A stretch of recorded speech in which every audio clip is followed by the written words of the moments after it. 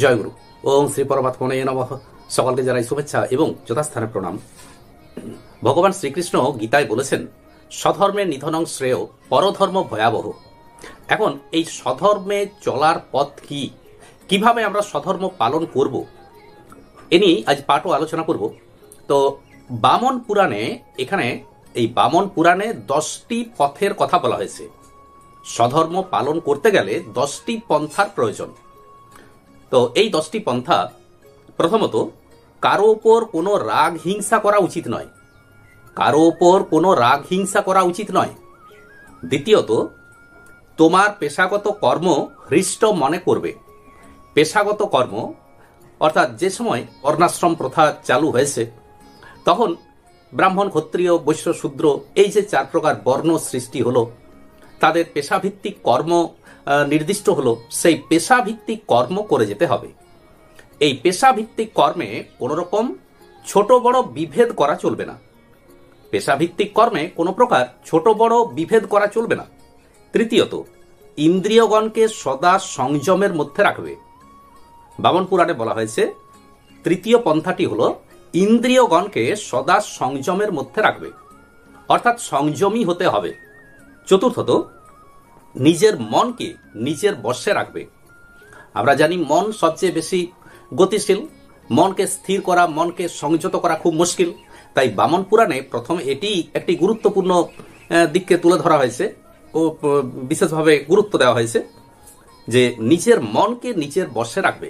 পঞ্চমত, পরদ্রব্যে লোভ করবে না, চুরি ও অপহরণ করবে না। ষষ্ঠত, সাধ্যমতো দান করবে, সামর্থ্য থেকে কার্পণ্য করবে না। দানের কথা বলা হয়েছে, যতটা সামর্থ্য সেই হিসাবে সেই অনুযায়ী দান করা উচিত। সপ্তমত, কেউ তোমার প্রতি খারাপ ব্যবহার করলে তুমি ক্ষমাশীল থাকবে। কেউ হয়তো আমার প্রতি খারাপ একটা আচরণ করলো, কিন্তু আমি তার যে প্রতিশোধ নেব, প্রতিহিংসা, এই মনোভাবটা যেন মনের মধ্যে না থাকে। অষ্টমত, নিজেকে সদা সর্বদা সুচিতার মধ্যে রাখবে, অর্থাৎ একটা সাত্ত্বিক জীবন যাপন করা উচিত। 9 নম্বর, গুরুজনদের প্রতি অবজ্ঞা করবে না, তাদের মান্য করবে। গুরুজনদের প্রতি উপযুক্ত শ্রদ্ধা প্রদর্শন করতে হবে, তাদেরকে মেনে চলতে হবে। দশমত, প্রতিটি কর্মের মধ্যে থেকেও ঈশ্বর শরণাপন্ন হবে। আমরা কর্ম করি, সেই কর্মের মধ্যেও যেন ঈশ্বরকে স্মরণ করে কর্ম করতে পারি। বামন পুরাণে বলা হয়েছে, এভাবে এই যে কর্মের কথা বলা হলো, স্বধর্মের কথা বলা হলো, তো এই বর্ণ অনুযায়ী যে কর্ম নির্দিষ্ট হয়েছে, এই কর্ম যদি আমরা যথাযথভাবে পালন করতে পারি, পেশাগত কর্ম আমরা যদি পালন করতে পারি, বামন পুরাণে বলা হয়েছে, তখন জানতে হবে যে প্রত্যেকেই ধার্মিক। তখন আর অধর্মের ব্যাপার থাকে না। আমরা চিন্তা করি যে কিভাবে ধার্মিক হওয়া যায়, কিভাবে আমরা ধার্মিক হতে পারবো।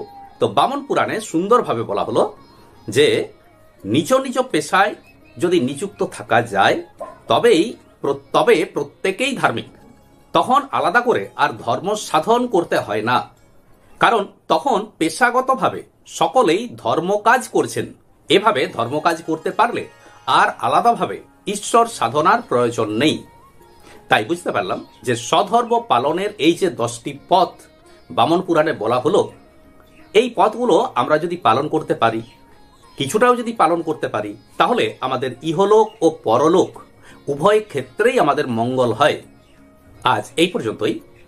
নমস্কার।